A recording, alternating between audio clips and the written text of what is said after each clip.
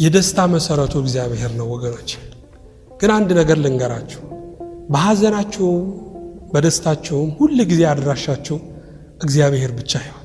ምክንያቱም ሐዘንም ደስታም ሁኔታ ነው። ማግኘት ማጣት ሁኔታ ነው። ከፍታ ዝቅታ ሁኔታ ነው። እግዚአብሔር ግን ከሁኔታ በላይ የሚገኝ አምላክ ነው ወገኖች። ሁሉ ጊዜ በስፍራው የሚገኝ ሐቅ አለ። ሁሉ ጊዜ ባድራሻው የሚገኝ ሐቅ አለ። እሱ ምንድነው ካለን እግዚአብሔር ነው። እግዚአብሔር የደስታን ጽዋ ለሁላችን ይስጠን። ልናዝን እንችላለን። ታመን ሊሆን ይችላል። ሞት በተደጋጋሚ በራችንን አንኳኩቶት ሊሆን ይችላል።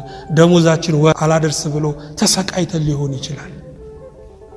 ግን ምንም እንኳን በለስ ባታፈራ አይደል ያለው፣ በወይንም ሐረግ ፍሬ ባይገኝ፣ የወይራ ስራ ቢጎድል፣ እርሾችን መብልን ባይሰጡ፣ ላሞችን በጋጣ ውስጥ ባይገኙ፣ እኔ ግን በማን ደስ ይለኛል? በእግዚአብሔር ደስ ይለኛል። በመድኃኒቴ አምላክ ሐሴት አድርጋለሁ።